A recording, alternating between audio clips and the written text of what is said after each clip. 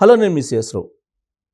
తెలంగాణ మాజీ ముఖ్యమంత్రి కేసీఆర్ గారు, ఆంధ్రప్రదేశ్ మాజీ ముఖ్యమంత్రి జగన్మోహన్ రెడ్డి గారు, వీళ్ళిద్దరూ అధికారంలో ఉన్నప్పుడే అసెంబ్లీకి వస్తారు, అధికారం పోయిన తర్వాత అసెంబ్లీకి రారు అనేది ఇప్పుడు తాజాగా అధికార పక్షాలు చెప్తూ ఉన్నాయి. అటు రేవంత్ రెడ్డి గారు, ఇటు చంద్రబాబు నాయుడు గారు ఇదే చెప్తూ ఉన్నారు. వాస్తవం కూడా అలాగే కనిపిస్తుంది. సంవత్సరం దాదాపుగా అయ్యింది తెలంగాణలో కొత్త ప్రభుత్వం ఏర్పడి. ఈ సంవత్సర కాలం నుంచి ప్రమాణ స్వీకారం చేయటానికి తప్ప కేసీఆర్ గారు అసెంబ్లీ వైపు చూడలేదు. ప్రతిపక్ష హోదాని మాత్రం అనుభవిస్తూ ఉన్నారు. ఆయన ప్రతిపక్ష హోదాని అనుభవిస్తూ ప్రజా సమస్యలను ప్రశ్నించడానికి అసెంబ్లీ వైపు రావటం లేదు. అందుకే రేవంత్ రెడ్డి గారు వరంగల్ సభలో చాలా క్లియర్గా చెప్పారు, ప్రజా సమస్యలు చర్చిద్దాం రా, నువ్వు ఏదైనా సజెషన్ ఇవ్వాలంటే ఇవ్వు, లేదా ఈ 100 రోజులు దాటి సంవత్సరం అయిపోయింది కదా, సంవత్సరం పరిపాలన మీద నీ అభిప్రాయం ఏందో చెప్పు, నీ అబ్జెక్షన్ ఏందో చెప్పు, సమాధానం చెప్పడానికి తాను రెడీగా ఉన్నానంటూ రేవంత్ రెడ్డి గారు ఒక పెద్ద ఛాలెంజ్నే కేసీఆర్ మీద విసిరారు. అంతేకాదు, కుక్క కాటికి చెప్పు దెబ్బ అని అంటూ ప్రతి కుక్క కాటికి తన దగ్గర మందు ఉంది అని అంటారు. అంటే కేసీఆర్ గారిని ఉద్దేశించే కుక్క కాటికి చెప్పు దెబ్బ అని చెప్పి ఒక కుక్కతోటి కేసీఆర్ గారిని పోలుస్తూ ఆయన చాలా పరుషంగా ప్లస్ ఆయన ఆక్రోశంగా ప్లస్ కోపంగా కూడా మాట్లాడారు. ఎందుకనంటే రేవంత్ రెడ్డి గారి ప్రభుత్వాన్ని దించేయడానికి ఆయన ఫామ్ హౌస్లో ప్రయత్నాలు చేస్తున్నారనేది రేవంత్ రెడ్డి గారి యొక్క అభిప్రాయం.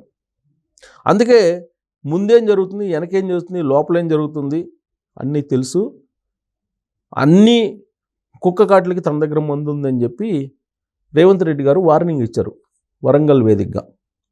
సంవత్సరం పూర్తయిన సందర్భంగా 19వ తారీఖు నుంచి విజయోత్సవాలు నిర్వహిస్తుంది కాంగ్రెస్ పార్టీ, డిసెంబర్ 9 దాకా. ఆ విజయోత్సవాలలో భాగంగా వరంగల్లో పెద్ద సభ పెట్టి రేవంత్ రెడ్డి గారు మాట్లాడారు. రుణమాఫీ విషయంలో కానీ, ఉద్యోగాల నియామకాల విషయంలో కానీ, ఏ విషయంలోనైనా చర్చించడానికి అసెంబ్లీ వేదికగా ఎందుకు రావట్లేదు కేసీఆర్ గారు అనేటువంటి ఒక ప్రశ్న వేస్తూ చిల్లరగాళ్ళని ఇద్దరిని వదిలిపెట్టాడు ఆంబోతుల మాదిరిగా అని చెప్పి కేటీఆర్ గారి గురించి, హరీష్ రావు గారి గురించి ఆయన మాట్లాడటం జరిగింది. వాళ్ళిద్దరు కాదు, ప్రతిపక్ష హోదా అనుభవించడం కాదు, అసెంబ్లీకి రా తేల్చుకుందాం అంటూ ఒక సవాల్ చేశారు. అయినప్పటికీ కేసీఆర్ గారు మాత్రం ఏం మాట్లాడలేదు, సైలెంట్గా ఉన్నారు అని చెప్పేసి అనుకుంటున్నారు అందరూ. కానీ ఆయన సైలెంట్గా లేరు అనేది రేవంత్ రెడ్డి గారు వరంగల్ వేదిక మీద నుంచి చెప్పారు. అతను కుట్రలు పన్నుతున్నారు అనేటువంటి విషయాన్ని కూడా ఆయన పరోక్షంగా వెల్లడించారు. ఆ కుట్రలు పని చెయ్యవు అనేటువంటి విషయాన్ని కూడా స్పష్టం చేశారు. ఇలాంటి పరిస్థితి తెలంగాణలో కనిపిస్తుంది. ఇక ఆంధ్రప్రదేశ్లో అయితే జగన్మోహన్ రెడ్డి గారు ప్రమాణ స్వీకారం ఎమ్మెల్యేగా చేశారు. ఇంకా ఆ తర్వాత అసెంబ్లీ వైపు తిరిగి చూడలేదు. అసెంబ్లీకి రావాలంటే ప్రతిపక్ష హోదా తనకి ఇవ్వాలి అనేటువంటి ఒక కండిషన్ పెడుతూ ఒక లెటర్ రాశారు స్పీకర్కి. స్పీకరు దాని మీద ఒక నిర్ణయం తీసుకోలేదు, తుది నిర్ణయం. ఈ లోపుగానే స్పీకరు ప్రతిపక్ష హోదా ఇచ్చే అవకాశం లేదు, కాబట్టి మీరు ప్రతిపక్ష హోదా ఇచ్చేలా ఒక డైరెక్షన్ ఇవ్వండి అని చెప్పి హైకోర్టుకి వెళ్ళి హైకోర్టులో పిటిషన్ వేశారు. అసెంబ్లీకి రావాలంటే ప్రతిపక్ష హోదా ఇవ్వాలి, ప్రతిపక్ష హోదా ఇస్తేనే మైక్ వస్తుంది, అందుకే ప్రతిపక్ష హోదా కావాలని చెప్పి ఆయన అడుగుతున్నారు. కానీ తన చెల్లెలు షర్మిల గారు మాత్రం అసలు నువ్వు అసెంబ్లీకి వెళ్ళనప్పుడు నీకు అసలు ఎమ్మెల్యే పదవి ఎందుకు, రాజీనామా చేయని చెప్పి ఆవిడ సవాల్ చేస్తుంది. పదే పదే సవాల్ చేస్తుంది. ప్రజా సమస్యలు ప్రశ్నించడానికి, ప్రజా సమస్యలని అక్కడ ప్రస్తావించడానికి ప్రతిపక్ష హోదా ఎందుకు? ఒక ఎమ్మెల్యేగా ఉండమని చెప్పి ప్రజలు తీర్పు ఇస్తే జగన్మోహన్ రెడ్డికి, ఎమ్మెల్యేగా అసెంబ్లీకి అటెండ్ కానప్పుడు పులివెందుల ఎమ్మెల్యేకి రాజీనామా చేయని చెప్పి సవాల్ చేస్తూ ఉన్నారు. కానీ ఆయన మాత్రం ఆ ఎమ్మెల్యే పదవికి రాజీనామా చేయడానికి ఇష్టపడలేదు. అలా అని చెప్పి అసెంబ్లీకి వస్తారంటే అసెంబ్లీకి రావట్లేదు. పోనీ ఆయన రాకపోగా మిగిలినటువంటి ఎమ్మెల్యేలని పొమ్ముంటున్నారంటే వాళ్ళని కూడా వద్దంటున్నారు. పోనీ అసలు ఈ ప్రభుత్వం నచ్చలేదు, ఈ ప్రభుత్వం అణిచివేత ధోరణితో వ్యవహరిస్తుంది కాబట్టి ఈ ప్రభుత్వంలో ప్రజాస్వామ్యం లేదు అనుకుంటే కనుక జగన్మోహన్ రెడ్డి మరి మండలిలో వైఎస్ఆర్ కాంగ్రెస్ పార్టీ సభ్యుల్ని గైర్హాజరు కమ్మని చెప్పాలిగా, బట్ మండలిలో మాత్రం అటెండ్ కమ్మని చెప్తున్నారు. మరి ఇదేమి లాజిక్? అనేది ఒక పెద్ద చర్చ. ఆయనేమో ప్రతిపక్ష హోదా కావాలంటాడు. ప్రతిపక్ష హోదాకి సంబంధించినటువంటి ఎమ్మెల్యేలు ఆయనకి రాలా. జగన్మోహన్ రెడ్డి గారు ఏం చెప్పారు అధికారంలో ఉన్నప్పుడు? 23 మంది ఎమ్మెల్యేలే ఉన్నారు చంద్రబాబు నాయుడు గారికి, ఇంకొక 4 పోతే ప్రతిపక్ష హోదా కూడా పోతుందని చెప్పి అసెంబ్లీ సాక్షిగా ఆయన చేసినటువంటి వ్యాఖ్యలు. అందుకే 4 తీసేసుకున్నారు. ఎవరెవరిని? కరణం బలరాంని, వల్లభనేని వంశీని, వాసుపల్లి గణేష్ని, మద్దాలగిరిని, వీళ్ళు 4 తీసుకున్నారు. 23లో 4 పోయినాయి. అప్పుడు 19 ఉంది. కానీ కనీసం 18 ఉంటే ప్రతిపక్ష హోదా వస్తుంది. ఆ మిగతా 2 కూడా తీసేసుకుంటే అప్పుడు ప్రతిపక్ష హోదా తీసేయాలని చెప్పి సర్వ ప్రయత్నాలు జగన్మోహన్ రెడ్డి గారు చేశారు 2019 నుంచి 2024 వరకు. కానీ ఆయనకు సాధ్యం కాలా. అందుకే అనివార్యంగా ప్రతిపక్ష హోదా ఇవ్వాల్సి వచ్చింది చంద్రబాబు నాయుడు గారికి. ఆ విషయాన్ని అసెంబ్లీలో ఆయన చెప్పారు, జగన్మోహన్ రెడ్డి గారే చెప్పారు. మరి ఇప్పుడు 11 మంది ఎమ్మెల్యేలు ఉన్న జగన్మోహన్ రెడ్డి గారికి ప్రతిపక్ష హోదా ఎలా వస్తుంది? వచ్చేటువంటి అవకాశం ఉందంటే లేదు, కౌల్ అండ్ షర్దార్ రూల్స్ ప్రకారం. సో కాబట్టి ప్రతిపక్ష హోదా ఇవ్వనని తెలుసు, కానీ ఆయన మాత్రం అసెంబ్లీకి రావట్లా. ఇక్కడ కేసీఆర్ గారు రావట్లా. వీళ్ళిద్దరూ ఒకేలాగా రాజకీయాలు చేస్తున్నారు. ఒకటి, ఈయనేమో ఆర్గనైజ్డ్ క్రైమ్కి సోషల్ మీడియాని ఎంపిక చేసుకున్నారు అనేది ఇప్పుడు ఆంధ్రప్రదేశ్ పోలీసులు అనుమానిస్తున్నారు. ఆ మేరకు మీడియాలో కూడా చెప్పారు జగన్మోహన్ రెడ్డి గారు గురించి, ఆయన పార్టీ గురించి.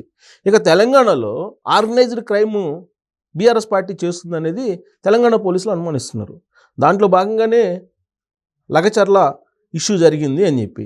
లగచర్ల ఇష్యూ కంటే కొంచెం వెనక్కి వెళ్తే కనుక స్టూడెంట్స్ని రెచ్చగొట్టి యూనివర్సిటీల్లో అప్పుడు గ్రూప్ 1 పోస్ట్పోన్ చేయించాలన్నట్టు ఒక ప్రయత్నం చేశారు అనేది కూడా కాంగ్రెస్ పార్టీ చెప్తూ ఉంది. అంటే ఒక విపక్షంగా ఉండి అసెంబ్లీలోకి రాకుండా, అసెంబ్లీలో ప్రజా సమస్యలను ప్రస్తావించకుండా, తెర వెనుక ఆర్గనైజ్డ్ క్రైమ్ చేసి ప్రస్తుతం ఉన్నటువంటి ప్రభుత్వాలని అస్థిరపరిచేటువంటి ప్రయత్నం అటు కేసీఆర్ ఇటు జగన్మోహన్ రెడ్డి గారు చేస్తున్నారు అనేది ఆంధ్రప్రదేశ్లో ఉండేటువంటి ప్రభుత్వం, తెలంగాణలో ఉండేటువంటి ప్రభుత్వం యొక్క అభిప్రాయం. సో కాబట్టి ఇద్దరు ఒకేలాగా నడుస్తున్నారు, అటు కేసీఆర్ కానీ ఇటు జగన్మోహన్ రెడ్డి గారు కానీ.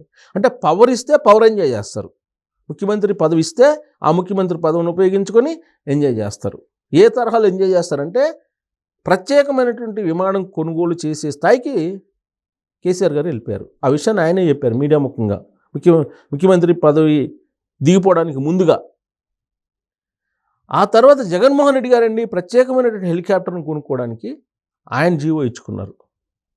ఈ స్థాయిలో వాళ్ళు పవర్ని ఎంజాయ్ చేసి ప్రతిపక్షంలో కూర్చోడానికి ఇష్టపడలే. వాళ్ళు ఇప్పుడు ప్రతిపక్ష నాయకుడినిగా కూర్చోడానికి ఇష్టపడలేదని అంటే ప్రజాస్వామ్యం ఏంటి, ప్రజలు నిలదీయాల్సినటువంటి పరిస్థితి వచ్చింది అనేది ఇప్పుడు ప్రభుత్వాలు చెప్తూ ఉన్నాయి. చంద్రబాబు నాయుడు గారు 40 సంవత్సరాల పైగా ఎక్స్పీరియన్స్ రాజకీయాల్లో, సుదీర్ఘకాలం పాటు ముఖ్యమంత్రిగా ఉన్నారు.